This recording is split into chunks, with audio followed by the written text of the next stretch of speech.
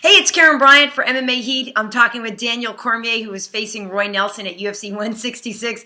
And DC, thank you for taking the time today. I know you just finished up your last, practice or so. What were you doing today, and how light do you take it? Now that you're just a few days away from fighting. It's real light. You got to go in there and try to stay sharp. I did some sparring with a couple of the guys. I did like 5 rounds, but it was so light that you're barely touching and kicking. And I hit some pads and just mainly to get in there and sweating. And tonight I'm going to get a run in. I try to take the same approach I took with wrestling, where I didn't start to really taper everything down until like Tuesday. So I did a little bit today, but it was fairly light. My last hard training was on Saturday. Yeah. And is that the same for Cain? Everybody knows, obviously, you guys are training partners and you're on the same fight card. So is that the same for him too? Cain's actually gone. Cain's down in Mexico. Oh, okay. He started his media obligations already. He's down in Mexico, and then he'll meet with us tomorrow in Houston. I think he gets there tonight late, and I get there tomorrow mid-afternoon. So, yeah, Cain's in Mexico right now. All right, cool. You might make people nervous. You're rocking in your rocking chair. I can see. I love it, dude. Dude, Selena gives me a hard time about my chair, Yeah. but I truly do believe it's a beautiful chair. Everybody thinks you heard that? Did you hear? No, what'd you say? It's a terrible chair. Yeah. But see, but if you're like every man, every dad has the dad chair that nobody else can sit in. Is that the case? That's my chair. She says she hates it, but every day I see her leaning back in it, so it's a comfortable chair. Of course. Well, now obviously I want to talk about the fight with Roy. With so much talk about you requesting him to cut the beard and all that, do you think that had the desired effect in terms of getting in his head and maybe kind of bothering him a little before the fight? I think it may have agitated him a little bit, but Roy has done some things to agitate me in the past too. So, I'm not backing off of that. I truly do believe that we should try and be pretty good in terms of like not having to deal with stuff like that. When we were in Canada, when I saw the fights in Canada and they had those guys all nice shaven, it looked right. You don't see, you don't see guys at press conferences or anything from basketball, football with big bushy beards down to here. It's about representing the company and yourself. So I would much rather him not have it, but if he does, then it doesn't matter.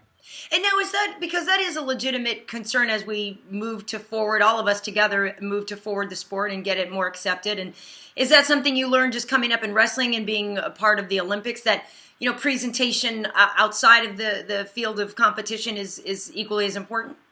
It is. We're trying to push this sport onto. We're all trying to push this sport into the mainstream. And now you see guys that are well-educated guys, and they know that MMA fighters, we're not barbarians as people may have thought before. We're not having no-hold-bars fights. There's plenty of rules and everything in place to take care of us. But, now it's time for the next step.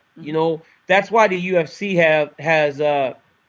they have the dress code now for the press conferences and everything. Because now they don't want us just showing up in jeans and tennis shoes. Yeah. They want us to look the part that we are. We want to be considered professional athletes, and it's time to look and play that part to the fullest. Mm-hmm. Well, I have to be honest. I like when you guys dress up. I think it's good for everybody, and I think it kind of just elevates the mood and makes us all at the press conference think, okay, yeah, we're here for business. Yes, right. Exactly. I agree with that. All right, well, let's get back to Roy a little bit. It's interesting, in one of the preview clips leading up to the fight, there's that great quote from Joe Rogan about Roy's ability to separate men from their consciousness, very quickly. What's your assessment of his hands and how heavy they are? Well, Roy's got tremendous power. He's put guys down with punches where he didn't even get them with his fists. He's getting them kind of with his wrists. And when you see a guy able to knock people out like that, you know that he's throwing some heat behind it. Now, most heavyweights have that type of power, but most heavyweights don't throw with the intention that Roy does. Roy throws with bad intent every time he throws his punches, so he knocks guys out. I have a lot of respect for his power, but I did something different in preparation for this fight. Whereas most people worry about Roy's hands and his punches, I know that. I know that Roy has tremendous power. I went back to The Ultimate Fighter, where Roy used his wrestling and he used his grappling, because at that point he was showing his complete MMA game. So I went back to that, and I looked at Roy as a complete mixed martial artist, not just a guy with one tool, because now people are thinking Roy's got one tool. If he doesn't knock you out, he can't beat you. Well, that's not true. Roy didn't knock people out on The Ultimate Fighter. Roy beat those guys by taking them down, crucifix, and control from the top. So I went and looked back at him and at his overall game rather than focusing on just his power.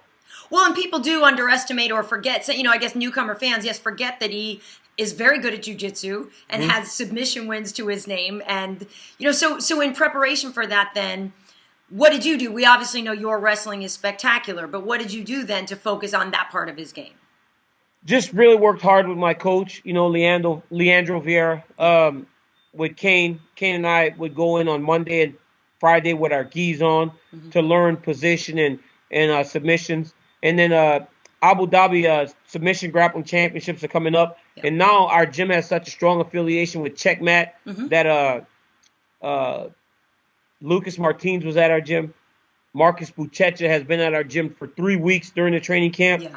And grappling with Buchecha has given me the confidence to grapple with anyone. So going with the best guy in the world, because regardless of how good of a grappler Roy is, he's not good as Buchecha. So I can wrestle good with Cain Velasquez, but I'm not good as Gutsalov, the Russian that was the Olympic champion. You cannot emulate. You can't get that feel.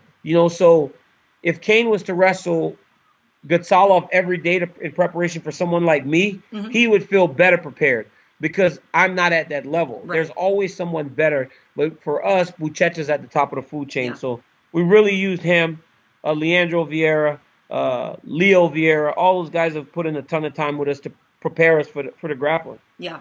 Now I'm curious too if you're undefeated still. If there's a fight that is similar to this. I mean, you kind of amazed people with how you handled Josh Barnett. I don't think a lot of people expected that. He's a very strong grappler, and not only that, you gave up a lot of height and weight. He's just a much bigger guy. Would you say that's kind of the closest fight to Roy, or has there been somebody else that you fought that you feel strategically you can use sort of a similar game plan? Every fight's different, but when I think of stature, Roy's actually more my height. And the only person I've really fought that was my height was Jeff Munson. He was a little shorter than me. Roy's like my height. Roy's actually, I think at that point in Jeff's career, Roy's a little more athletic, has a lot more left in the tank and has the big punch. So, I mean, in terms of physical traits, I think Munson will probably be the closest. But I fought mainly bigger guys. I mean, I fought Soa. Soa's 6'4". Yeah. I fought Josh is 6'3", Mir is 6'3", Bigfoot 6'4". I fought big guys. So I think my striking is going to look better in this fight because Roy's actually my height. And normally I do pretty good with guys that are my size. Nice. Now, something you touched on at the beginning there, you said that he said some things, there's a little bit of bad blood. Has that added an emotional element for you going into this fight? And do you like having an emotional element, or would you prefer to just, be neutral and he's my opponent, that's it, nothing personal? Well, that's kind of how I've taken it. You can take an emotional approach, but I don't fight with emotion. Yeah. I think that hinders you, man, because you're mad. You want to go and punch the guy out of anger instead of out of sport, and it wears on you. It's like that's why street fights can only go for 15, 20 seconds because the guys are mad. So I'm not mad at Roy Nelson for anything he said. I don't need extra motivation. I have enough motivation. I have a family to provide for. Yeah. I have a team to represent, and that's my motivation. So regardless of what those guys say about me, regardless of how they feel about me, I know my motivation comes from within and from what's around me on a day-to-day basis. I see my kids. I see Selena. I hear my family back in Louisiana. Yeah. And the people that I really care about, the people that I have to compete for, to provide for. And so nothing he says can ever take me out of that mindset. Yeah. But, it's going to feel good to fight him. Emotionally, though, remember when you fought Frank Mir, you said afterwards, I kind of laid an egg in there, and the octagon jitters are real, and maybe you underestimated that. So how much more confident and how much of a different approach do you have going in there now, knowing that you got that first fight out of the way? Well, it's done. Yeah. I've done it before, so it's not like I have to go in there for the first time and all those fans screaming. I've been lucky. I asked for this and I've gotten it. Where I said I wanted to fight when the arena's full, when the energy level's high, and I've got that on 2 big cards. I fought in the co-main event on Fox, and now I'm in the co-main event of a fight, a real sellout in Houston. So I got what I asked for, and now my preparation is for it. I let that get to me, and again, I kind of let Frank get to me too a little bit. Yeah. By letting the emotion play a part in it, and that was my biggest mistake. So the great thing about that is looking back, to feel like I didn't have my best performance and still win every round against a 2-time champion. Yeah. That's something to be proud of. Well, that is something also that you mentioned in that nobody's even won a round against you. Is that true? No. Yeah, I haven't even lost a round of fighting yet. DC. That's crazy, pretty right? fierce. Well, I mean, yeah, I've got the finishes that I have, and in my decisions, I've won all the rounds. Yeah. Which is pretty cool, actually. That's something I want to keep going. I mean, that's something I really do want to keep going. I want to keep dominating in the way that there's no doubt if there is a scorecard to be read, it's in my favor. But now, do you feel that, with all the talk of you moving down and you're saying it's a guarantee, you're definitely dropping to 205?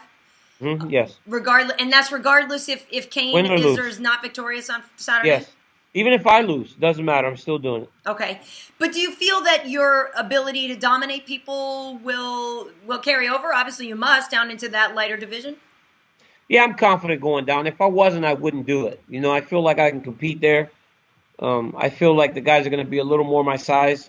And I don't think that they're going to be much faster, because I've trained with 205-pound fighters before, and they are faster, but I trained with them when I was heavier. Yeah. And when I was heavier, I was able to still keep up with them. So being lighter and being in better shape, I think that I'll do just that much better. Nice. And where are you at now? I mean, when you step on the scale on Friday, how much do you think you'll hit?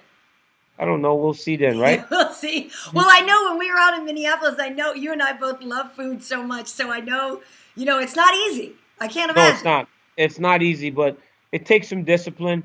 Even now, when I'm not necessarily cutting weight, I'm just monitoring my food a little bit better. Yeah. It's still hard. It's still hard. For sure. I want to touch on something we also talked about when we were in Minneapolis, and this kind of goes back to what you're saying at the beginning too about treating the sport as a business. I'm curious how you feel about your fan base, or if you feel like you've engaged African American fans as well. If you feel like Black fans have found MMA yet. I mean, do you feel that they're coming to the events, that they're buying the pay-per-views? Do you feel that they're there yet? I think we're starting to kind of push our way into that demographic. Yeah. I don't think they've completely taken to it as much as we would probably like them to. I do see fans now and again, and it's gotten bigger. I was in Vegas for 4th of July weekend, and they had a group from like a college, like one of the traditional Black universities, historical Black universities, and they were meeting for like 15 years. They would come to Vegas on 4th of July weekend, and that was their thing. Yeah. And a lot of them actually spoke to me and recognized me. And then some of the professional football players did too. Nice. So I think that shows that we're starting to kind of push our way into that demographic. Before, I could go into my own neighborhood and most people didn't know what I did. Right. But now, it's different. And I think it's because the sport as a whole is growing. But I do believe we could do more to actually move more into the African-American market. Yeah, and I wonder with that, because I just need to adjust something over here. I wonder with that if it's that there's obviously such a stronghold in boxing, and there's a love for boxing there. If there's just different parts of the game, maybe jiu-jitsu, it's something that they don't understand yet and don't embrace. Because certainly when you look at somebody like Jordan Burroughs, it's not that African Americans look at you. It's not that they're not wrestling. Yeah, exactly. I mean, and I think by having guys like John Jones and guys like Rashad Evans, myself, Tyron Woodley, guys just competing at the highest levels, and guys competing.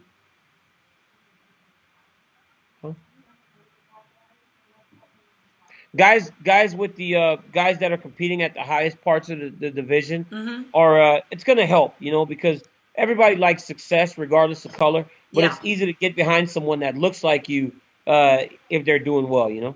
That's true. That's true. I do also want to talk to you about the commentating. You and I have worked together at Fox, and it seems like something that you were just able to be good at right away. Is that something you kind of always knew you wanted to do, or was that a pleasant surprise and you found out, hey, look at this, I'm pretty good at it?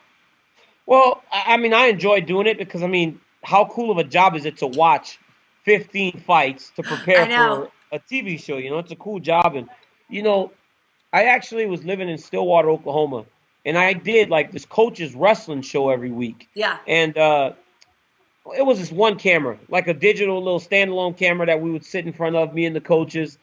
But I never thought that it would prepare me to be in front of a studio at Fox, but it actually did. Right. It actually helped me to feel more comfortable in front of the cameras. But again, I think it's the coolest job in the world. I get to look at fights to prepare to talk about them. It's just like, when we're all sitting there doing these shows, it's like just friends talking about fights for the most part. Well, that's the thing. That's how I feel about it. And I always tell people this exact same thing I'm doing on my couch. I may not have you and Chael or Rashad, or I may not have a pro fighter sitting next to me on the couch, but it's the exact same thing that I'm doing. Is going over it with my friends and that kind of thing. So it is fun. But I will say this: it was tough working with you the night Luke fought Vitor. Yes. That was a tough night. Yes, that was. It was very difficult to see Luke go out the way he did. Him and I are really good friends. When we first started, we both lived in Bob Cook's house, and Luke lived in the garage, and I lived in this room upstairs. Yeah. We basically were together every day. He's one of my better friends, and that was very hard, because not only are you dealing with the emotions of doing a TV show, but you're dealing with the emotions of one of your better friends getting beaten that way. It was very tough, but all things considered, we got through it. I heard some pretty positive things from the people in charge in regards to how I handled it. Yeah. And but yeah, it was very difficult. I thought you handled it very well, but I felt bad, like having to start needling you with questions just minutes after it went down. I felt bad, but it was okay. And again, I want to talk about another friend of yours. I know you said Cain's already on the road, and you and I have talked before about Cain and his mentality, just being such a focused guy and everything. But how do you think he'll do, with Junior? And, I feel like he's got more momentum, obviously, coming into this one because of, in terms of their fights anyway, having won the last one. But how's he been going in this preparation, and how do you see his mental prep and readiness for the Trilogy fight? No, I think he's great. Not only has Cain figured it out from an athlete standpoint in terms of fighting, now he's figured it out up top. He understands how to train and listen to his body. Right. So I believe a smarter Cain Velasquez is an even more dangerous Cain, because before, Cain would try 100 times to run through a wall if he had to. Yeah. He doesn't do that anymore. He's like, okay, I can just go around this wall and still feel pretty good on the other side. Yeah. So he's kind of figured it out, and I think it's going to be a long night for Junior. I think Junior's great. Yeah. But I just think that in 10 months, that's not enough time for too much to change when you saw the difference between them in the second fight. Well, although I will say this, Junior claims he overtrained for that. Like we all do. Everybody does push themselves to the limit. Yeah. Obviously he's got some medical people to back that claim now. Yeah. But everybody pushes themselves to the limit. I'm almost positive whenever you go through testing after your fight, I'm pretty sure everybody's probably went over and above what they should have done. Right. I'm not saying he's lying. I'm saying that I'm pretty sure when Chael Sonnen gets ready to fight, if they did testing on his body, they would say this dude's probably he's done too much. Yeah. Just because of the level that you take yourself to in these fights. Yeah. Yeah. And lastly, when you do drop to 205, how do let's say you win on Saturday and you beat Roy, and you're already very high up in your division. When you go down, where do you think you'll be in the standings? How do you feel about the time frame for getting a title shot, and whether that be John or Glover or whomever? I think I'm close. Obviously no division is going to wait for a guy unless he's the champion. Yeah. And I'm not the champion, so I think I'll be pretty close. I think I'll be at least at most one fight away I don't think I'm going to be very far away from a championship fight because of how well I've done at heavyweight. Yeah. Going down, I provide matchup problems for a lot of guys, and I'm excited to see how I do. But I think I'll be pretty close, just like Jake Shields was. And if I was in a division where Cain wasn't the champion, I'm pretty sure I'd be pretty close at heavyweight too. So most Strikeforce guys that came in with the level that I was, Diaz was getting an automatic shot but had to win a fight. Yeah. Overeem had to win one fight, and he was going to fight Junior, but ended up, getting sick. Gilbert got an automatic title shot. Thompson only had to win one fight to get his title shot. Right. So I'm pretty sure I would have been close anyway. But because of the situation, I'm going to probably have to win 2 or 3 fights before I get a championship fight. Yeah. All right, cool. Now, last question. I lied before. How much of the family comes with you to a fight? Man, my whole family comes. Selena and the kids come, but I'm from 3.5 hours away, so we're going to be pretty good in there. 100 people. Yeah, nice, awesome. Well, DC, thanks for taking the time today, and I will see you in Houston. I get there Thursday night, and we'll see you when you're on the scale. Thanks for taking the time today. All right, thanks, guys. Bye. See you guys later. Bye.